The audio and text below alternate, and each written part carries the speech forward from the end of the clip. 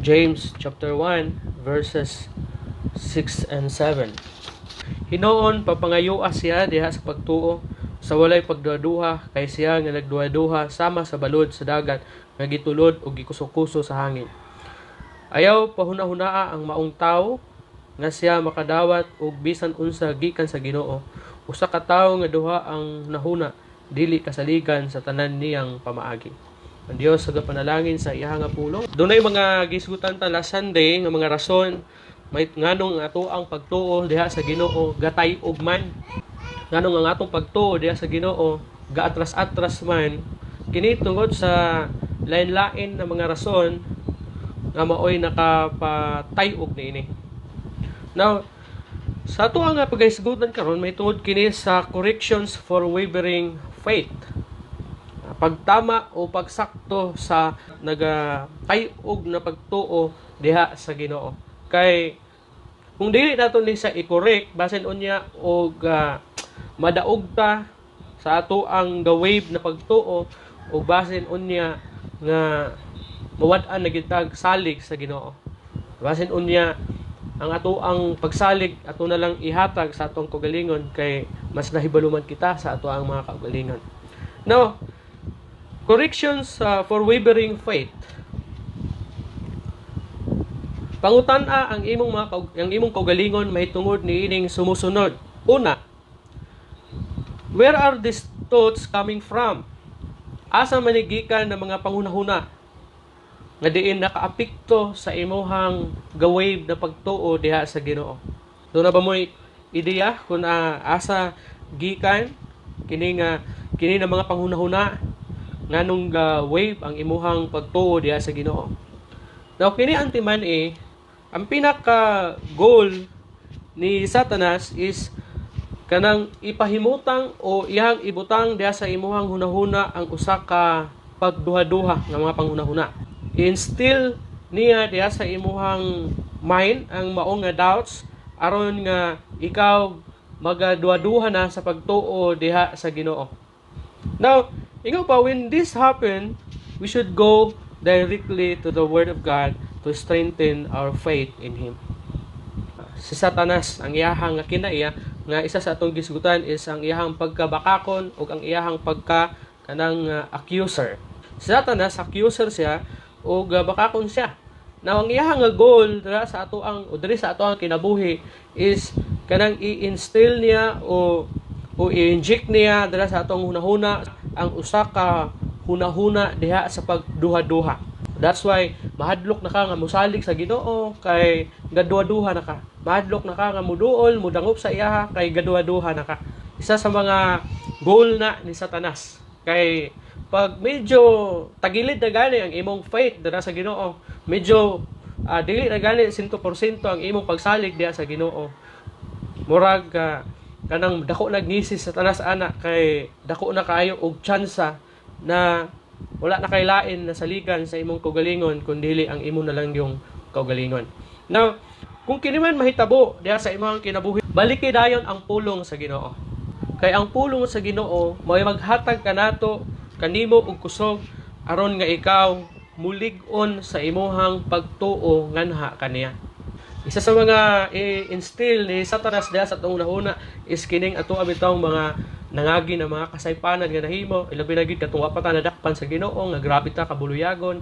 Isa to sa mga ibutang ni Satanas diha sa imong nahuna nimo, balik-balikon to niya kay aron nga ma-discourage jud ka nga mupadayon sa pag-alagad sa Ginoo. Maingon na kasi mo kaugalingon nga wala man siguro ko gipasahilo pa sa Ginoo or dili man siguro kaya pasahiloon sa Ginoo ang akong sala nga nahimo kaniadto. Manay gusto ni Satanas nga imuhang kanunay nga bation diha sa kaugalingon kay aron dili na ka makapadayon sa imuhang faith dira sa Ginoo. Daghan na mga tao dili mangalagad sa Ginoo, dili muduol sa Ginoo kay isa sa mga rason nila kay bugat kayo ang ilahang sala nga dili kaya pasayloon sa Ginoo. Pero bakak kana kay bisan unsa pa ka ingon pa sa pulong sa Ginoo, bisan unsa pa kapula ang imuhang nga sala, unsa pa ka itom kanang imong sala nimo, kaya na papution sa Ginoo. Kaya niya na pasayloon. Walay sala nga gamay o dako atubangan sa Ginoo kung imuha kining pangayuan o kapasayloan. Now kung kini na mga panghunahuna gabalik-balik gani diha sa imong hunahuna aron lang gyud ma-discourage ka sa pagpangalagad sa Ginoo, ablihi dayon ang balaan na kasulatan ug tun-i ang iyaha nga pulong kay aron ikaw makabaton og igo nga kusog og mulig-on ang imuhang pagtuo diha sa Ginoo. Ikaduha, did God promise to meet all our needs? Dili ba ang Ginoo nagsaad man nga ihatag niya ang atong tanan na mga gikinahanglan? Pero subo pa panandungon na bisan gani sa mga bisan gani sa Christian community, bisan gani sa mga Kristohanon, usahay kulang kaayo ang ato ang faith diha sa saad sa Ginoo, diha sa iya mga saad na kaya ni ihatag ang ato ang mga panginahanglan. The reason why na daghan ng mga Kristohanon dili gid 100% gipahimutang nila ilang faith dira sa Ginoo is kining kulang ang ilahang salig sa Ginoo nga kaya sila tabangan o kaya nga ihatag ang ilahang mga panginahanglanon. Ang uban nga rason nganong dili mo simba kay trabaho, overtime. Ang uban dili mo simba kay kanang nailabhunon, na nagpalaba ba ka. So isa na sa mga hinungdan nga medyo kulang gyud ang imong faith dira sa Ginoo kay nahadlok ka man nga kawad-an sa mga butang nga imuhang gikinahanglan. Pero kung imong tan-awon ang pulong sa Ginoo sa Matthew chapter 6 verse 33, pangitaa ang gingharian sa Ginoo ug ang iyang pagkamatarong ug ang tanang mga butang ikahatag niya diha kanimo. Now, kanunay na ako isang ginabalik-balik na kung ginauna gani nimo ang mga butang na diin maka-provide sa imong mga needs kaysa Ginoo, bot pa sabot ikaw ang nagagukod sa mga butang. Ikaw ang nagagukod sa mga panalangin. Pasagdi nga ang panalangin mao magsunod sa imuha. Kay kun ikaw confident gyud sa saad sa Ginoo, kung ikaw mituog gyud nga dili ka pasagdan sa Ginoo, unahon gyud nimo ang Ginoo labaw sa tanan. Bisan pag naay overtime, bisan pag naay kumpare nimo nga manawag sa imuha nga magtrabaho mo aning Domingo, dili gid nimo ikambyo sa imuhang pag-alagad sa Ginoo kay kahibalo man ka nga dili ka pasagdan sa. Pero kung kulang gani ang imong pagtuo na kaya sa Ginoo, ihatag ang imuhang tanan ng mga panginahanglanon mo na hinungdan nga imuha gidayon nga i-sacrifice ang Ginoo sa imuhang kinabuhi aron lamang ma-provide ang imuha ng mga needs nimo. Now, He always answers our prayer requests when they fit His plan and purpose for our lives. Tinuod na siya. Nga ang Ginoo matinumanon sa iyang saad, kung ang iyang saad kadili ko ikaw pasagdan ni pagabiyaan, tinuod gyud na siya. Kung niingon ang Ginoo nga akong ihatag ang tanang mga butang diha kanimo, tinuod gyud na siya. Subot pa sabot, tanan nimo nga giampo sa Ginoo, tubagon na sa Ginoo as long as nakana ni sibo sa iya usab na plano o katuyuan dira sa imuhang kinabuhi. Timani na siya. Ang Ginoo dili gid siya mopakyas sa diha nga magampo ka sa iya buhi. Another one, did God not give us the Holy Spirit to enable us to do whatever He requires in life?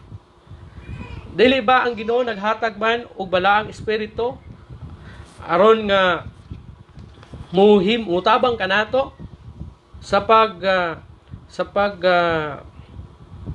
pagbuhat sa kung unsa man ang gi-require sa Ginoo diri sa ato ang kinabuhi. Now at the point of our salvation, the Spirit came to indwell us, to guide and to enable us to obey the Lord.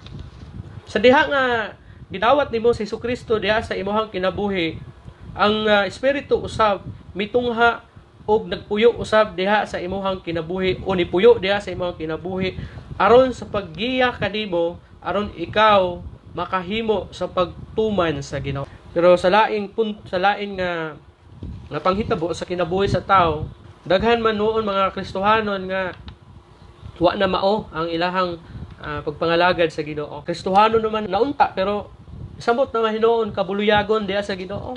Dili ba nga ang espiritu nga mipuyo diha kanimo. Mao man ay espiritu nga mugiya kanimo, mutudlo kanimo, mubansay kanimo aron ikaw magmatinumanon diha sa Ginoo. Pero subo pa malandungon na daghan ng mga Kristohanon, badlungon pa nya disobedient pagid sa Ginoo. Daghan daw sa mga Kristohanon nga upat ka pi. Ang sabot pasabot. Pungko, paminaw, pauli, then pabadlong. Daghan inana na nagkinabuhi ng mga katawhan sa Ginoo nga dili na gani magpagamit sa Ginoo, magpabadlong pagyud. So timan-an gid nato nga aron dili mo wave ang ato ang faith diha sa Ginoo, magpatudlo gid ta sa balaang espiritu nga gibutang sa Ginoo dinhi sa ato ang kinabuhi. Mabitaw nang sa diha nga makahimo ka og saypanan at ubangan sa Ginoo, masubo gyud ang balaang espiritu. Masubo siya tungod sa imong gibuhat.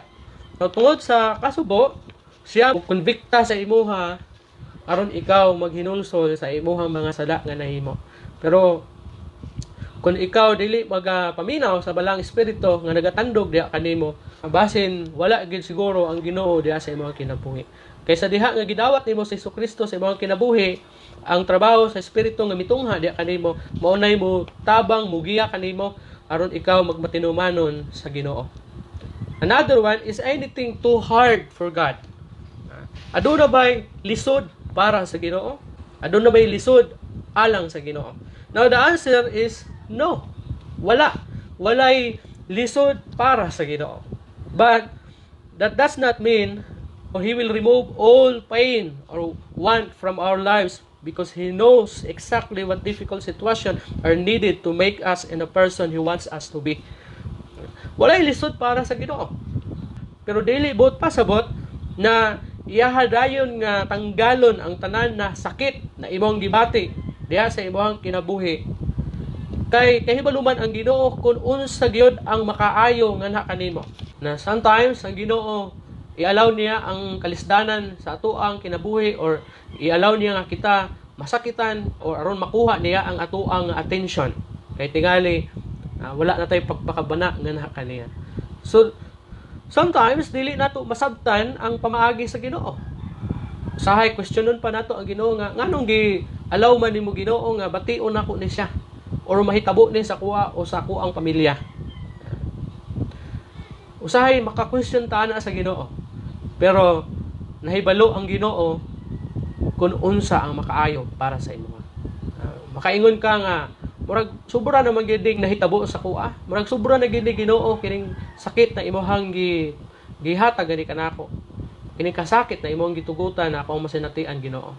Pero ang Ginoo nahibalo siya kung unsay makaayo sa imo. Mao kanay nakita niya nga makapaayo, makapamaayo nga kanimo. Murag kanang bulawan. Ingon pa ang pulong sa Ginoo nga ang bulawan sutaon siya o sulayan siya pinaagi sa kalayo aron masuta ang iyang aron masuta kung bulawan magid siya. Ingon pod si James na ang pagsulay gitugot sa Ginoo aron ikaw mahimong malahutayon. Aron ikaw magmalahutayon. Nang adunay gyoy tumong ang Ginoo sa bisan unsa na mga sirkumstansya nga ato nagian sa kinabuhi nato. Usahay dili man nato masabtan pero para sa Ginoo makaayo kini alang kanimo ug kanako. Wala kanang bata. Dili bot pasabot na kanang imong anak imuhang kasab-an, imuhang latuson, imuhang istoryahan, wala nimo sa gihigugma kundi buot lamang nimo na siya magdako nga mamahimong maayong tao unya inig madako na siya. Unang imuhang ginadisiplina siya. Ginadisiplina nimo para sa iyang kaayuhan.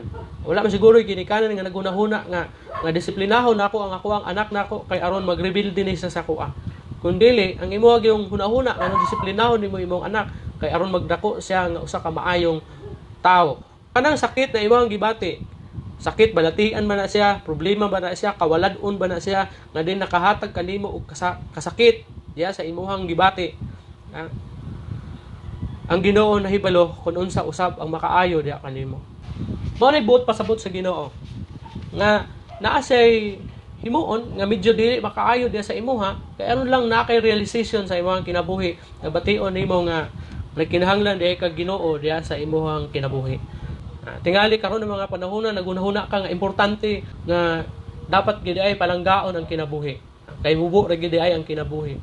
Kaysa bagoy mahibalo nga kana di ay nga COVID-19 pwede di ay na nga makamatay sa inana lang kadali, kalinturahon ra ka, ubuhon ra ka nya naa dayon kay inana nga sakit nya dili dayon basta-basta siya nga ma-cure. Masabtan gid nimo nga inana gid ay ka importante ang kinabuhi. Inana gid ay ka bililhon ang kinabuhi sa tao. Mga tingali daghan nagunahuna nga dili na niya usikan ang iyang kinabuhi. Tarungon na niya pagdala ang iyang kinabuhi niya. Now igala igsoon mo na gusto nga madungog sa Ginoo diha kanimo. Nga kun matapos maning COVID-19 aduna na kay realization sa imong kinabuhi nimo. Og nagalaom ko na kung kaniadto kanang wala kay panahon sa Ginoo, wala kay pagpakabana sa Ginoo diha sa imong kinabuhi. Manghinaot ko nga matapos kining COVID-19, matapos kining atoang krisis karon nga giatubang is kanang mahinumdum na ka sa Ginoo dira sa imong kinabuhi. Katapusan, is this one of the forks in the road in which my unbelief could cause me a lifetime of regret? May duha ka dalan din ang imuhang nga hunahuna or may gitudlo sa Ginoo sa imuhang nga dalan nga pagasubayon nimo, which is ang iyahang nga will dira sa imong kinabuhi. Then adunay laing dalan na diin mausab ang gitudlo sa imong kasing-kasing ug hunahuna. Kung imuha ba na siya nga pilion rather than sa gusto sa Ginoo dira sa imong kinabuhi, makahimo ba na siya kanimo nga kanang magmahay ka sa tibuok nimong kinabuhi? Now, since some wrong decision carry long-term consequences, we must always seek to walk in God's will. Now, ang sayop na kanabitang decision sa kinabuhi, decision nga dili will sa Ginoo, magdala gid na siya og kini ginatawag long-term consequences. Og kay aduna may ginatawag na long-term consequences, kinahanglan gayod na pangitaon nato ang dalan na gusto ipasubay sa Ginoo sa tua ug maglakaw kita diha sa kabubuton sa Ginoo. Naunsa man ning consequences na or kining long-term na consequences? Nahigalig soon daghan tingali kanato naghimo og decision kaniadtong panahon nga hangtod karon ginaantos nato ang maong consequence bunga sa ato ang sayop na decision kaniadto. Kini bitong tinatawag nato na bisyo. Unsa man na siya nga bisyo? Droga ba? Unsa ba? Nga makadaot alang kanimo. Now, kana siya isa na siya sa ginatawag na long-term na consequences diya sa imong kinabuhi. Ano man? Sa panahon na wala pa ka ni gamit, putang nato droga. Kanang medyo okay pa ang imong kinabuhi kaniadto. Diha nga nasayop ka sa imong decision nimo ug nadala ka ug nalambikit ka sa paggamit sa mao nga droga, ang mao karon na decision nga imong gihimo kaniadto mao nay naghatag kanimo og kasakit sa kinabuhi or consequence sa imong kinabuhi kay dili ka naman maka basta-basta og biya. Mo gina ingon sa uban gani nga gamit pa lang ka karon and then later on mamaligya na ka. And then daghan na kag kalaban na nimong pulis, bantayanan na nimong tao, kay basin i-report ka, bisan nimong kaugalingon, gabantay na ka, kay basin mo kalit ra kag kuan, ano bitong kakalog, kung di kagamit. So may mga inana na mga decision nga nag-ani ka og kining long-term na consequences. Anato naman, kanang kaminyoon na dili kabubuton sa Ginoo. Nadaghan kog mga nadunggan nga nagmahay sila, nganong inana na itabo sa ilahang marriage life nila. Dagang ko mga nahibaluan nakita nga gamahimahay kay wala sila nagmalipayon, wala nila ma-enjoy ang ilahang marriage life nila kay inani siya mao niyang batasan, nahibaluan niya sa dihang minyo na sila. Mga decision na nag-ani ka og long-term na consequences. May man og basta-basta ka makapa-divorce karon or annul karon ng mga panahon na. So padayon gina nimo nga bation o hinumdumi nga dili lang ikaw kundi ang imuha usab nga pamilya, labi na kung naa kay mga anak, pati sila maka-inherit sa maong long-term consequences sa imuhang na imuhang giagian or nasinati sa kinabuhi. Now, tungod kay doon na naman ay mga panghitabo o doon na may inaana ng mga panghitabo sa kinabuhi sa tao nga naagi posibilidad na mag-ani gid ang tao sa kun unsa man iyang gipugas kay mao man gid giingon sa Biblia na kun unsa gani ang imong gipugas mao pod ang imong anihon kana nang mga sayop nato na mga desisyon na ginahimo sa atuang kinabuhi ug tungod di ana kinahanglan nga pangitaon nato ang dalan sa Ginoo nga gusto niya ipasubay ngani kanato ug mulakaw kita diha sa kabubuton sa Ginoo. Nahigala igsoon ang Ginoo andam nga mugiya kanato muhatag kanato og direction. Andam siya nga motubag sa atuang mga pag-ampo ug mutabang kanato diha sa dalan na ato ang pagasubayon. Ayaw ka balaka. Kung naa gani ka nagasubay diha sa dalan sa Ginoo, nga iyang gipasubay diha kanimo, safe ang imuhang kinabuhi. I believe na bisan wala pa ka mahibalo kung asa ka dalahon sa Ginoo, kung unsa ang nagpaabot kanimo didto sa unahan, bisan wala ka mahibalo kung unsay dangatan nimo ngadto sa unahan, masiguro nimo nga safe ang imuhang kinabuhi diha sa dalan na imuhang gisubay kay nahibalo ka kinsa ang naghatag anak nga dalan nga nagpasubay nga kanimo. Now, kanimong tan-awon ang kinibitang journey sa mga Israelites sa una gikan pagbiya nila gikan dito sa nasod sa Ehipto. Pag abot nila ngadto sa usa ka dapit nga diin na trap na sila kay medyo dunay tubig nga dako kaayo, dunay dagat nga pula o tubig nga pula. Diin imposible alang kanila ang paglatas tungod sa kadako sa mao nga tubig. And then sa diha nga mitan-aw sila sa ilahang likod ang mga Egyptian army nagsunod kanila. And then pagtan-aw nila sa ilang left and right, nakita nila nga bukid na kun moadto sila anang bukira, maapsan gayud sila. Kay nung duman nato, mga slaves ni sila. Kasagaran ani nila or tingali tanan ani nila tanan ng mga lalaki atong mga Israelites nga may biya gikan sa Ehipto wa gitoy knowledge diha sa gubat, dili to anad sa gera kay wala man to sila kasinatian kay dili man to sila mga sundalo kun dili mga ulipon man to sila. So mao nang sporte sukuan nila kay Moses, kay ngano daw gidala sila dito aron lamang mamatay. Pero kun imong tan-awon ang Ginoo nagtabang kanila katong gabon o katong kalayo, mo to'y giya kanila. Kabisan wala sila mahibalo kung asa dapit ng Kanaan, unsay nagpaabot sa ilaha dito o unsa bay nagatang sa ilaha diha sa kadalanan.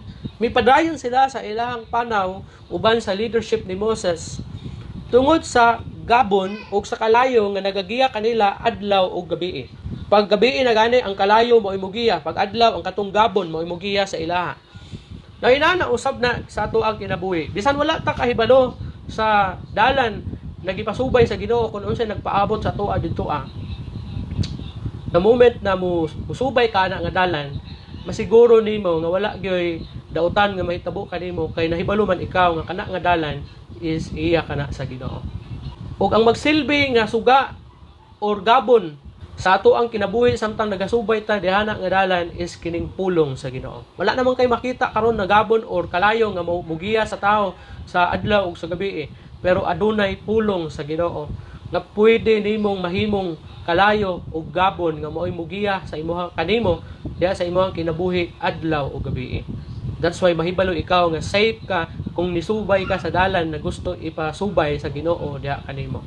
Now ang Ginoo andam siya nga mugiya kanimo pinaagi sa iyang mga pulong ug mutubag siya sa imong mga pag-ampo ug mutabang kanimo along the way. Now, but we must be willing to listen and obey Him on a daily basis. Kaya ang Ginoo andam man mutabang sa imuha, mugiya kanimo, matudlo kanimo, kinahanglan andam usab ikaw nga mamati kaniya sa adlaw-adlaw nimo nga kinabuhi.